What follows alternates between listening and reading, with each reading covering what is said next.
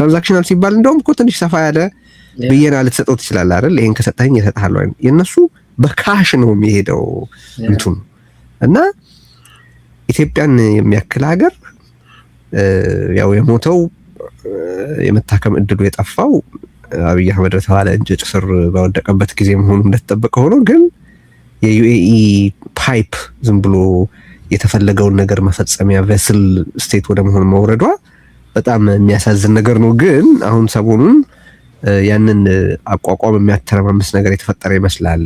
እንግዲህ የምናየው ይሆናል። አንድ ሌላ ጥያቄ ላንሳ እዚህ ጋርና የፋኖ ያው ሰሞነኛ ስምሪቶች በተለያዩ የመገናኛ ብዙሃን እየተዘገቡ ነው። ይሄ የፌደራል ፖሊስ ያገዛዙ የፌደራል ፖሊስ ያወጣው መግለጫ አለ።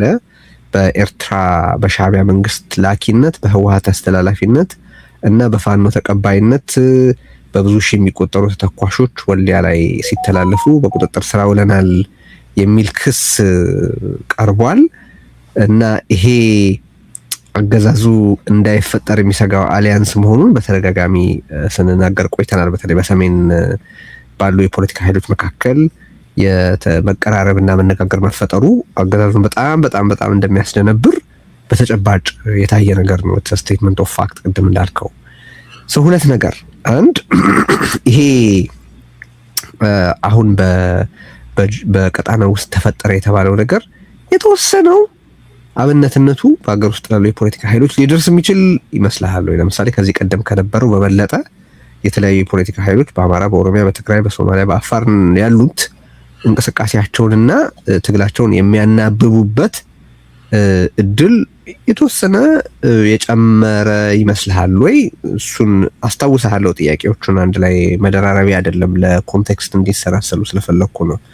ሁለተኛ ሰሞኑን አንድ ኮሎኔል ለብልጽግና እጅ ሰጠ ተባለ። አሁን እዚህ ጋር ያለኝ ጥያቄ ይሄ ነገር ግለሰባዊ ነው ወይስ አደረጃጀታዊ ችግር ነው? አፋህድ ላይ ያለው ችግር ምንድን ነው አላውቅም። ከዚህ በፊትም የሆኑት ነገሮች ከዛ አካባቢ ጋር ከዛ አይነት አደረጃጀት ጋር የተሰሩ ሆኖ ስለማያቸው ነው ብዙ አይደለም የማቀው። በዝርዝር የአደረጃጀትን በተመለከተ ያለኝ እውቀት የተገደበ ነው። ግን ይሄ ለብልጽግና እጅ መስጠት የሆነ ጊዜ ቆይቶ ከዛ እንደገና ወደ ብልጽግና መመለስ ቀደም ሲል የነበረውንም የማስረሻንም ነገር እያሰብኩ ነው የምናገረው። ግለሰባዊ ነው አደረጃጀታዊ ነው ችግሩ ልልህ ነው። እሱን በተመለከተ ያለ አስተያየት ነው። ከመጀመሪያውን ጀምር አሁን በቀጣናው ያለው ያስተላለፍ ለውጥ በኢትዮጵያ ውስጥ የሚኖረው ኢምፓክት አለ። የተለያዩ ኃይሎች ከዚህ ቀደም ካደረጉት በበለጠ ለመቀራረብና ለመነጋገር የሚያስችል እድል ሊፈጥሩ የሚችሉ ይመስላል። ከዛ ሁለተኛውንም አስታውሳለሁ የዚህ የአፋህድን ነገር መችስ በሁለቱም በኩል ስገመግም አንደኛ በሪያሊቲዎች፣ ሁለተኛ በአስተሳሰብ ለውጦች በኩል እና በሁኔታዎች አስገዳጅነትም የሚመጡ ነገሮች እንደምሬ ሳይ ሁለቱም ወደ ፖዚቲቭ እያደጉ የሄዱ ነገሮች ናቸው ብዬ ነው ማስብ። ከሪያሊቲው ስነሳ ቅድም እንዳልነው የመኖር ያለ መኖር ጉዳይ ሆኖባቸዋል። በህዋት በኩልም በምንም አይነት እና በአጠቃላይ በትግራይ ኃይሎች ከአብይ ጋር ተሰርቶ ነገሮች ሊለወጡ እንደማይችሉ ጊዜ በሄደ ቁጥር አብይም ለምንም ነገር ቁም ነገር መስራት ወደማይችልበት እየተሸመቀቀ ይሄድና እየሞተ ያለ በባህሪውም ደግሞ የማጥፋትና ተንኮልን እንጂ ያደገ በሄደ ቁጥር ተምሮ ወደ ተሻለ ነገር የመሄድ አዝማሚያ እንደሌለ በሁሉም ኃይሎች ያሉ ኃይሎች ሁሉ ከመጥፋቶች ካለው ስርዓት የሚጠቀሙት ነገር እንደሌለ ምንም ነገር ጊዜ በሄደ ቁጥር እየተረዱ የሄዱበት ሁኔታ ነው ያለው የተፈጠረው ማለት ነው። ስለዚህ ይሄ አስገዳጅ ሁኔታዎች ራሱ ይሄ የአብይ የጋራ ጠላትነትና አጥፊነት እንደ ቡድንም እንደ ሀገርም ራዕይና ተስፋ ካላቸው ያንን የሚያጠፋ ነገር እንደሆነ እንደ ቡድንና እንደ ፖለቲካ ኃይልም ደግሞ ይሄ ስብስብ በመሳሪያና ቅድም እንዳልከው በወታደሮቹ በሚገሉ ነገሮች ብቻ የሚተማመን እንጂ ፖለቲካ የሚባል ሽታው የሌለ ስብስብ እንደሆነ አውቀዋል። ስለዚህ ይሄ ሪያሊቲና አዌርነስ እነሱን እንዲተባበሩ ያስገድዳቸዋል የሚል አለ። ያንን በተመለከተ ደግሞ በእውቀትና በፖለቲካ ኢቮልቭ በማድረግ ደረጃስ ምን አለ ካልከኝ እሱ ደግሞ በግንዛቤ ደረጃ ሪቶሪካቸውን በተለያየ አቅጣጫ ሳይው አሁን ከሩቁ ከኤርትራ ፕሬዝዳንት የተነሳውን ሐሳብ ጨምሮ ሁሉም ኃይሎች ጥፋት እንደመጣባቸው የፋኖ ኃይሎች ሁሉ የነበረውን ይሄ ዝም ብሎ ታፍቶ ህወሓትን አስቀድሞ የመጥላት ስለ ህወሓት መፎከርን ምናምንን እንደ ህዝባዊነትና እንደ ህዝብ ወገንተኝነት የሚያየው አመለካከት አልፎ በይፋ እየተናገሩ ያሉበትና ከበፊቱ ተምረናል የሚል አቋም የወሰዱበት ደረጃ ላይ መሆናቸውን አያያለሁ። ይሄንን ደግሞ ለምሳሌ በጀነራል ተፈራ ማሞ እንደ ምሳሌ ወስድ ማለት ነው። ጀነራል ተፈራ ማሞን ምሳሌ ማድረግልህ እንግዲህ ከህወሓቶች ጋር ከባድ ቅራኔ ያለው ከ97 ፖለቲካ ኃይል ጀምሮ በእስር ቤትም በምንም የተንገላታ በኋላም በፌደራል መንግስትና በትግራይ ክልላዊ መንግስት መካከል በነበረው ጦርነት ላይም ትልቅ አስተዋጽኦ የነበረው ሰው ነው አይደለም። በዛ ቅራኔ ውስጥ የቁስሉ ባለቤት የሆነ ሰውና በሂደቱም ተሳታፊ የነበረ ሰው ነው። አሁን የሚናገረውን ነገር ስሰማ በሙሉ ያንን ፖለቲካ አጠቃላይ በሚገለባበት መልኩ አቋም እንደወሰደ አይቻለሁ ማለት ነው። በተግባር ባይኔ ይሄ ትልቅ እርምጃ መሆኑን በሚገባ እረዳለሁ። እነምሬም የሚናገሩት ነገር ሲፈጠሩ እነምሬ የተፈጠሩት አሁን ሰሜን ወሎ አካባቢ ያኔ ህወሓት ወደ አማራ ክልል እየመጣ በሄደበት ቁጥር በአካባቢያቸው ውስጥ በነበረው ታሪካዊ የሆነውን ፋኖነት ይዘው የተመሰረቱ ልጆች ናቸው አይደለም። በመናቀው ነገር አሁን ያ ነገሩ ያለፈ ታሪክ ስለሆነ ማለት ነው። አሁን ግን ምሬም ከቅርብ ጊዜ ወዲህ ሲናገር ሰማው ኦሮሞ የሚባል ጠላት የለንም፣ ትግሬ የሚባል ጠላት የለንም፣ ወይም ደግሞ አንድ የፖለቲካ ኃይል አይደለም ጠላታችን ስርዓቱ ነው። ስለዚህ የአማራን ህዝብ መብትና እንትን በሚያስጠብቅ መልኩ ከማንም ጋር እንሰራለን የሚለው በይፋ መነገር ጀምሯል ማለት ነው።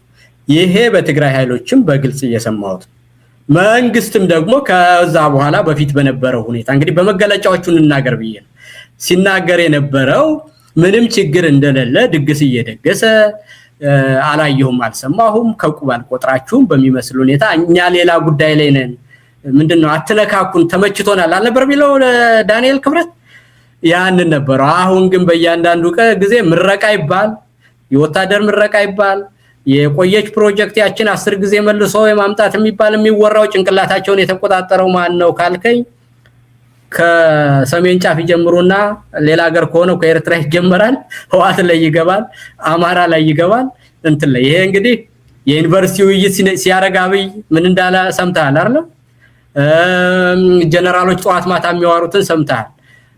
ደብረ ዘይት የአውሮፕላን ማረፊያ ማስፋፊያ ሊመርቅ ዶ ሲዋራ የነበረውን ሰምተሃል። አሁን ይሄው ደግሞ ጥይት ነው መሳሪያ ተያዘ ተብሎ የሚያወሩትን ሰምተሃል።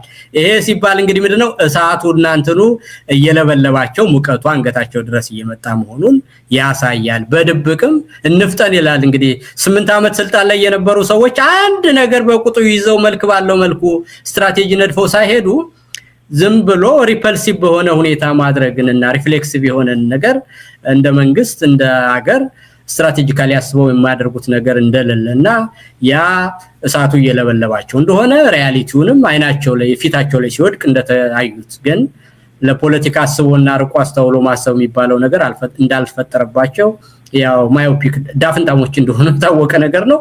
አሁንም የምናየው እሱን ነው ምልትሄድና ተስፋ ያለው ይሄ በጥሩ ሁኔታ እየሄደ ይመስለኛል። እንግዲህ ወደ ሁለተኛው ጥያቄ እንሄድ ወደ እንሻገራለን። እዚች ላይ አንድ ነገር ላስገባና የአውሮፓ ህብረት መግለጫ አውጥቶ በዜና ተቋማት ተዘግቦ ያየው ነው። ትላንትና በአዲስ አበባ የተናገሩት ሰዎች የአውሮፓ ህብረት አዲስ አበባ ተቀማጭነታቸው አዲስ አበባ የሆኑ ዲፕሎማቶች በይፋ ያው ውክልናቸው ይታወቃል በሲግኒፊካንሳቸውም እንደዚህ። ምክንያቱም ቀጣናዊ አደረጃጀት ነው የአውሮፓ ህብረት የአባላቱን ውክልና ሁሉ ይዘው ነው የሚናገሩት በነገራችን ላይና የአውሮፓ ህብረት የኢትዮጵያና የኤርትራ ውጥረት እንዲረግብ ጠይቀዋል።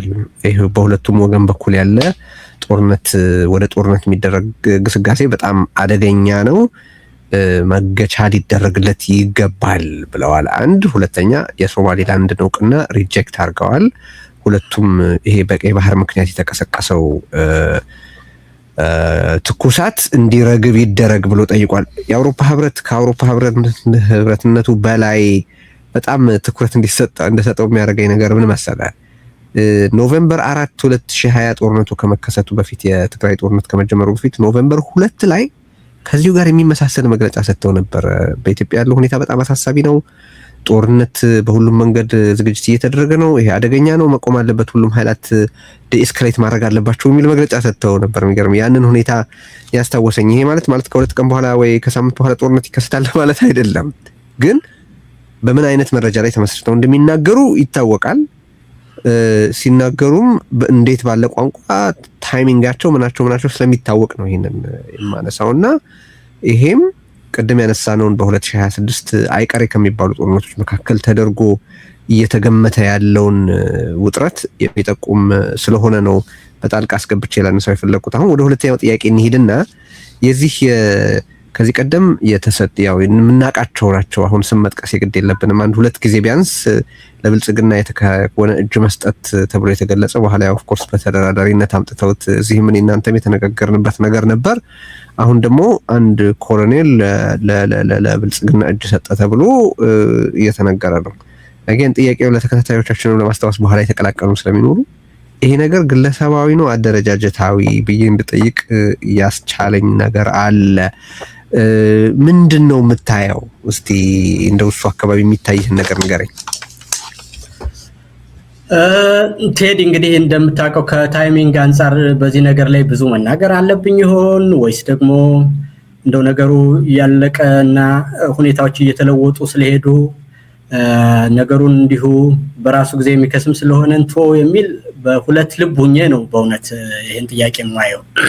ሳየው ምንድነው ሁለቱም እንዲሄድበት የሚያደርገኝ ምክንያቶች አሉኝ።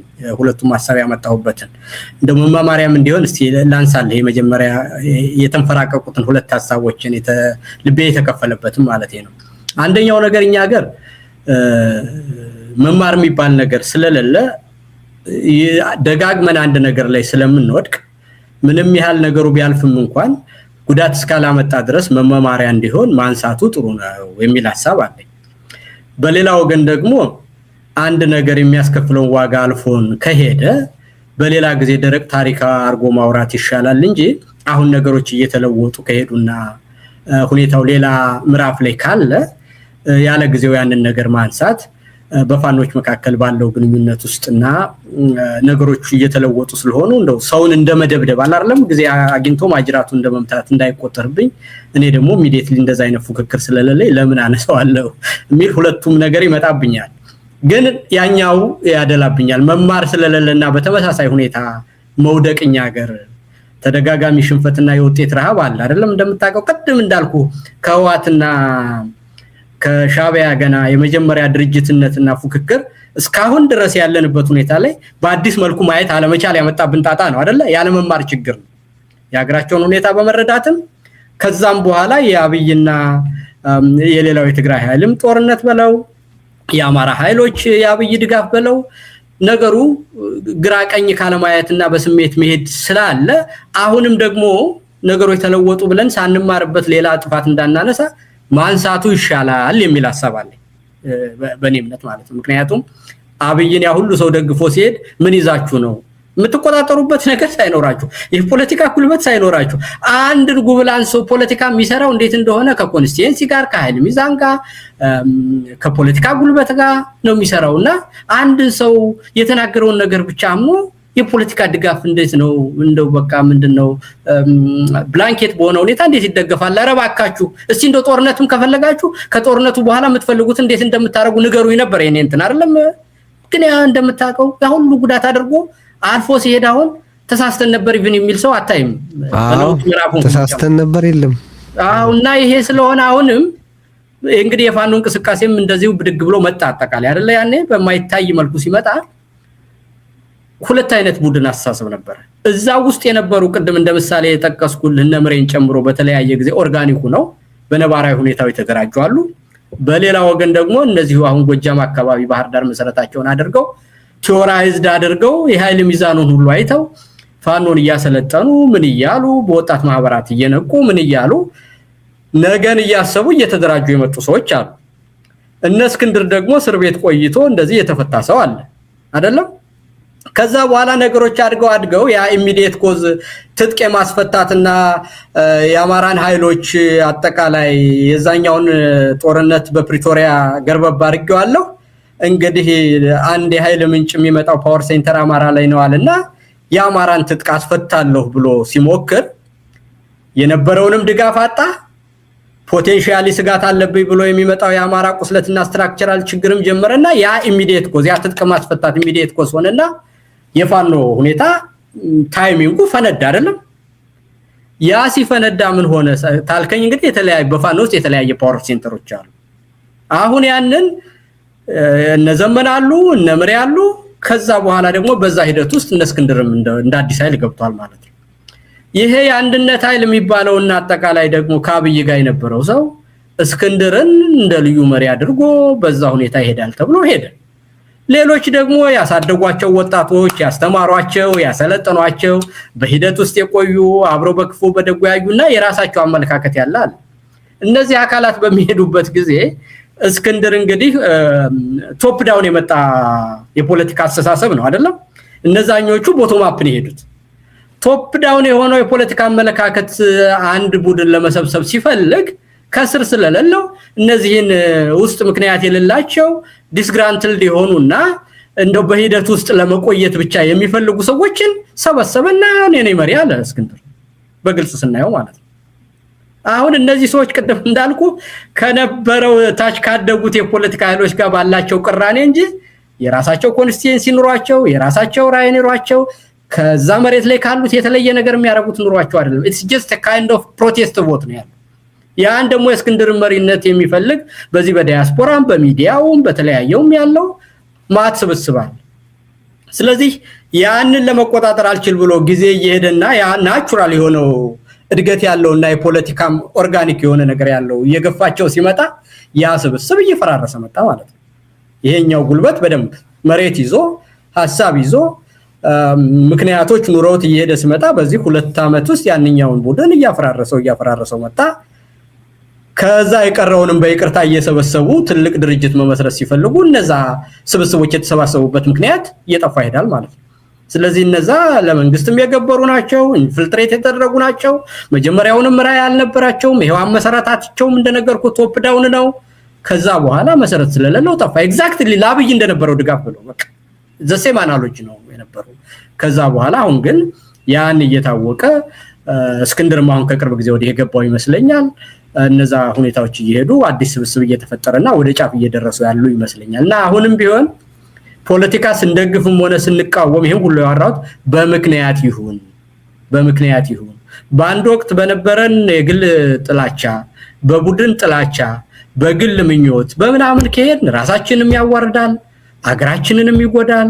አንድ ነገር ደግሞ በፖለቲካ በማይሆንና በአንድ ባለጌው ስልጣን ከገባ በኋላ ለመለወጥ የሚያደርሰው ጊዜ የሚጠፋው ጉልበት የሚያስከፍለው ዋጋ በጣም ብዙ ነውና እንዲህ ያሉ ነገሮች ትምህርት እንዲሆን ያልኩ ተሳስተናል ተምር ያለው የሚል ነገር ስለሌለ የነበረው ሁኔታ ሁሉ ችግር የተፈጠረው ስትራክቸራል የሆነ ችግር መጀመሪያውንም በዛ ድርጅት ስብስብ ውስጥ ችግር ነበርበትና በተለያየ ምክንያት ፎልት ላይንስ የነበሩ በጎንደር በጎጃም የሚል ፉክክርን ያያዙአሉ። ሰኔ 15 የሚል ነገር ያያዙአሉ። አውቀው የህዋትን ጉዳይ ያወቁም ቢሆን ልክ የአማራን ፍታው የሆኑ ጥያቄዎች ሁሉ እነዚህኞች ስብስቦች እንደሚተው አርገው ያወራሉ።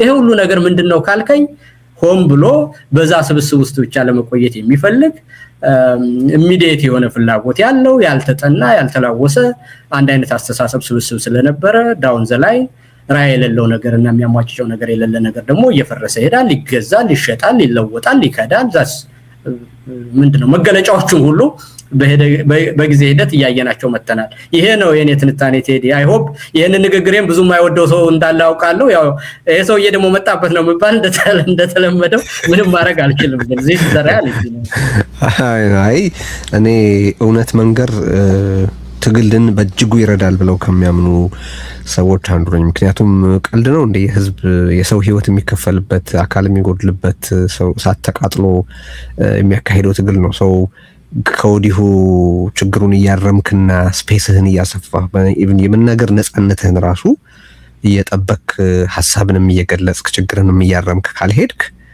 የተሳሳተ መንገድ የተሳሳተ መዳረሻ እንደሚኖረው ግልጽ ነው። በተሳሳተ መንገድ ሄደህ ወደ ትክክለኛው መንገድ መምጣት አትችልም። በቃ 1000 ኪሎ ሜትርም ሄደው ወደ ኋላ ተመልሰህ ትክክለኛው መንገድ ማግኘት ነው እንጂ ላንተ ሲባል ስተቱ ትክክል እንዲሆን ለመመኘት ልክ ሊሆን አይችልም። እና እኔ ዲስኮርስ ሁሌ መኖር አለበት፣ ትችት መኖር አለበት፣ አስተያየት መቅረብ አለበት። አስተያየት የሚጎዳው ትግል ከሆነ ትግል አይደለም ብዬ ነው የማስበው እኔ። እና የምታስበውን መናገር ችግር መፍጠር የለበትም እንዳልከው። ያው ግን እኛ ጋር ብዙ ነገር የሚደረገው በደቦ ነው አይደለ? እና ምቾት የጊዜው ምቾት ይቀድማል። አሁን አንተ የአብይን መምጣት ተከትሎ ትጽፍ የነበራቸው ነገሮች አሉ። ምን ይባል ምን ይጻፍ እንደነበር በደንብ አድርጌ ያስታውሳለሁ። የተከታተልኩት ነገር ስለሆነ ነው። እንትናችንም ደግሞ እኛም እዚህ ሪዮት ላይ ነገሩን ስናስጠነቅቅ ከምን ጋር ብዙ ሰው ሊያስተሳስረው ይሞክር እንደነበር ታውቃለህ። እና ሐሳቡን መጀመሪያ በሜሪቱ መዝኖ እንዲህና እንዲያ ማለት ነው ከማለት ይልቅ በጣም ቀላሉና በጣም የስንፍናው ስራ ከሆነ ነገር ጋር ማስተሳሰር የሆነ ሰበብ መፍጠር ኤክስተርናላይዝ ማድረግ ነው። እና እኔ ይሄን በማድረግህና ማድረግ በመቀጠልህ በጣም ደስ የሚለኝ ልልህ ነው። መደረግ ያለበት ነገር ነው። ማበረታታት ነው ፈልገው ነው። ምክንያቱም ታዲያ አሁን ካላከምከው ትግሉን በኋላማ የሆነ ደረጃ ላይ ደርሶ ፎርም ማለት የማቃኛ ጊዜ አለ፣ የማስተካከያ ጊዜ አለ። በነገራችን ላይ ሰውም እኮ እንደዛ ነው። ፎርማቲቭ ይርስ አሉ አይደለ? በነዛ ጊዜዎች ልታስተካክል የሚገባህን ነገር ካላስተካከል ከዛ በኋላ ተሰብሮ ነው የሚማረው። ከተማረ ማለት ሳይንጋደድ በፊት ተንጋዶ ሳያድግ በፊት ካላስተካከልከው የተንጋደደን ዛፍ መስበር ነው እንጂ ማቃናት አትችልም። እና ትክክል ነው እያደረክ ያለው ነው የምለው እኔ። አሚን በእኔ በኩል ያለውን ስምምነት ለመግለጽ ነው። ሐሳቡ ላይ መሆን የለበትም ነገሩ፣ ግን እንደዛ ማድረግህን መቀጠል አለብህ ብዬ ነው የማስበው። ክሪቲካል ቮይስ በእኛ ጋር በጣም የጠፋ ነገር ነው። እንዲህ ባለ ትግል ውስጥ ደግሞ ክሪቲካል ቮይስ እጅግ አስፈላጊ ነገር ነው። መከንዳት የለብንም ልልህ ፈልጌ ነው። እና በጣም ነው የማመሰግነው ይልቃል ስለተነጋገርን። እንግዲህ በዛሬው ውይይታችን መነሳት ኖሮበት በደንብ ያላጎላ ነው የምትለው ነገር ካለ ጥቂት ደቂቃዎች ወስደህ ማጠቃለል ትችላለህ። ግን በእኔ በኩል የነበሩት ጥያቄ ቅድም መግቢያ ላይ እንደጠቀስኩት በሶስቱ አንጓዎች ተከፈሉ እና አሁን የተነጋገርንባቸው ጉዳዮች ናቸው። ለሁልጊዜ መልካም ፈቃድህ በእውነት በጣም አመሰግናለሁ። የቀረ የምትለው በዚህ ወቅታዊ ጉዳይ ውስጥ መነሳት ያለበት መተላለፍ ያለበት መልእክት ያለ ከሆነ ጥቂት ደቂቃዎች መውሰድ ትችላለህ። ቴዲ በእውነት በጣም አመሰግናለሁ። እንዳልኩ ካንተ ጋር መወያየት በደስታ የማደርገው ነገር ነው። ስራም አይሆንብኝም፣ የምወደውን ነገር ስለሆነ ማድረግ እንደ ስራም እንደ ድካምም አለ። ያው ጀስት እንደ ጨዋታ ያህል ነው የሚቀለኝ። ያ ደግሞ አንተ ታውቅበታለህ። ጥያቄ መጠየቅም መጣላትም መወዳጀትም በደንብ ታውቃለህ እና በደስታ ነው የማደርገው ነገሩን። ይሄንን ካልኩኝ በኋላ እንደ አጠቃላይ እንደው ማየት እስካሁን ድረስ የተነጋገርነውን ነገር ቅድም እንዳልኩ ሰው ይለወጣል፣ ይሻሻላል። ነባራዊ ሁኔታዎችም ሳይወድ እንኳን እንድንለወጥ ያደርጉናል በዚህ ዋጋና ጊዜ ከፈጀን በኋላም። እና አሁን እኔ በቀጠናውም ሆነ በዓለም አጠቃላይ የመለወጥ ጊዜ ላይ ነው ያለነው። የመለወጡን ጊዜ ደግሞ በቅጡ ካደረግነው ማንንም ሳይጎዳ የፈለገውን ነው ማለት ነው ጥሩ ውጤት ማግኘት የምንችልበት ነው። እኔ አንዳንዴ በጣም ነው የሚገርመኝ እኮ አሁን የትግራይ ኢሊትና የአማራ ኢሊት ለምን እንደሚጣላ ሳይጣላ ብዙ ነገር ማግኘት እየተቻለ መጣላት እኮ የሚያጣላ ነገር ሲኖር ያባት ነው። እኔ በእውነት አይደለም ምንም ችግር የለው መጣላት። አንዲት ነገር ትሆነና ቴዲ ውሰዳት ይልቃል ውሰዳት ሲባል በሜሪትም ሆን ባለን ነገሮች ብንጣላ መልክ ባለው በህግና በስርዓት ምንም ችግር የለው። ግን አሁን ብዙ የሚያደርግ የጋራ ታሪክ ያለው የጋራ ማንነት ያለው የጋራ ጥቅም ያለው ግንኙነቱ በየትኛው ሞዳሊቲ ውስጥ ቢሆንና ቢገናኝ ሀገርና ሀገር እንኳን ተለያይቶ መኖር በማይችልበት ሁኔታ ያለው በአንጻሩ ደግሞ በመለያየቱ ብዙ ጉዳት፣ ብዙ ጥፋት፣ ብዙ አስቸጋሪ ሁኔታ የተፈጠረበት ሰው አብሮ ለመስራት ለምን እንደምንቸገር እኔ ግራ ይገባኛል። አየነው እኮ ዛሬ ደስቶይ ጥፋትን በጥፋት አየነው እኮ በቃ በትግራይ የደረሰው እናውቃለን፣ በአማራ እስካሁንም እየደረሰ ያለው እናውቃለን፣ በኤርትራ የደረሰው እናውቃለን አይደል? ይሄንን ሁኔታ አይተን አዲስ ነገር አስበን ሁሉም ነገር እንዳለ ከኤርትራ ጋር ለመኖርና ለማደግ የኤርትራውያንን ስነልቦና መስበር፣ የኤርትራውያንን ሀገርነት መካድ፣ የኤርትራውያንን ማንበርከክ አያስፈልገንም በምንም አይነት። ኤርትራ ምንዳገር ሰው ሆኖ ለመኖር ሀገር ለመሆን ለመለወጥ ከፈለጉ ከኢትዮጵያውያን ጋር በሚያስተሳስር መልካም ነገር ግንኙነታችንን በብዙ ደረጃ እንደው ምንም አይነት ያንዱ ሰው ስሜት ሸብረክ ሳይር መኖር የሚቻልበት ሁኔታ ነው።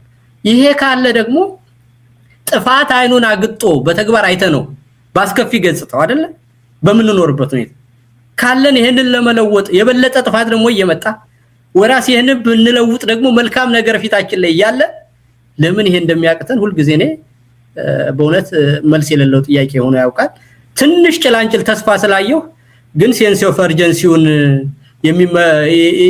የሚመጥን ስላይደለ ጥፋቱ ሊደርስ የሚችልበት መጠንና የደረሰው ጥፋትና ከዚህ ለመውጣት የሚደረገውን ሁኔታ ስታየው በጣም ቀርፋፋ ነውና ያችን ነገር እንደው በቻለን መጠን ለማፍጠን የሚዲያ ኃይሎችም የፖለቲካ ኃይሎችም ሁሉም የሚመለከታቸው ሁሉ ወደ ተስፋ ለመሄድ እንደው ትንሽ ልባችን ሞቅ ብሎ ፍጥነታችን ብንጨምር ጥሩ ነው የሚል እምነት አለኝ። ይሄን ብቻ ማስተላለፍ ነው ቴዲ የሚፈልገው። በጣም አመሰግናለሁ ይልቃል። ዜናንም እንደዚሁ በዩቲዩብ በቲክቶክ እና በሌሎች መንገዶች የተከታተላችሁትንም ሁሉ ከልብ እናመሰግናለን። መሰል ውይይቶችን እንቀጥላለን። ተነጋገሩ፣ ተወያዩ፣ ጻፉ፣ ተከራከሩ። ሲቪል በሆነ መንገድ እስከተደረገ ድረስ ቅድም የጠቀስኩት ነገር ነው። አሁን ቅድም እንደው ስናገር ያልጠቀስኩት አንድ ነጥብ ምን መሰለህ ይልቃል፣ ያንን ጊዜ በጣም ስለማስበው ነው። አሁን አገር በጠቅላላ ባበደበት ጊዜ ክሪቲካል ቮይስ በቁጥሩ ትንሽ ጨምሮ ቢሆን ኖሮ ስንት ጥፋት መዳን ይችል ነበረ ብዬ አስብ ስለነበር ነው። እና አሁን ታቀርባቸው በነበሩ ጥያቄዎች ውስጥ ከስር ይጻፉ የነበሩትን ኮመንቶች አይቼ ታዲያ አገሩ እንዴት ነው በዚህ ሁኔታ የሚሰነብት? በጣም ግር የሚለኝ ነገር ነበር። በነገራችን ላይ ስለ ሰውነት እኮ ስንፈጠር አፈጣጠራችን ተፈጥሮ ለሴሎቻችን እንኳን የሰጠችው ታስክ እኮ የተለያየ ነው አይደል? የሰውነት አካላችን ኢንዲቪዚቢሊቲያችን እኮ የሰውነት ክፍሎቻችን የየራሳቸውን ድርሻ ተወጥተው ባለው ድምር ውጤት እኮ ነው አይደል? እንደ ምሁር እና እንደ ክሪቲካል አሳቢ መሆን የነበረበት ሰው እንደ ካድሬ ማጨብጨብ ውስጥ ተጠምዶ ማህበራዊና ፖለቲካዊ ሚናውን ረስቶ በቃ ዝም ብሎ አንድ አይነት ሞኖተነስ የሆነ ድምጽ ያሰማ የነበረበት በጣም ችግር የነበረበት ጊዜ ነውና እንደዛ ባለ ጊዜ ካሬጅ ይጠይቃል ያመኑበትን ነገር መናገር እና አገሩ አብይ እዚህ መጥቶ ምሁራን ተብለው ተጠይቀው አርብ ማታ ነበር ትዝ ይለኛል። እንደው ጨዋታውን ካነሳ ነው አይቀር ብዬ ነው እና ማይ ጋድ ምሁራን ተሰብስበው ተብሎ ሊትራሊ የስብሰባው ቃና ሻመት ይንገሱ የሚል ነበር። መወድስ ነበር። ወዴት ነው የምትወስዳት ሀገሪቱን? ቤት አርገህ ነው የምትወስዳት? ምን አድርገህ ነው? በምን ዋጋ ነው የምትወስዳት? በከነማጋ ሆነህ ነው የምትወስዳት? እንዴ እዚህ ሀገር ወይም የትም ትራንስፖርቴሽን ውስጥ ሰው ሲገባ ወዴት እንደሆነ ሳያውቅ አይገባም። አገርን ያክል ነገር ወዴት ነው የምትወስዳት ብሎ ያልጠየቀ አገር ምን አይነት አገር ነው የሚል በጣም የሚያስገርም ግርታው ስለነበርኩ ነው ያኔና ያኔ የነበሩት ድምጾች በጣም ጥቂቶች ነበሩ።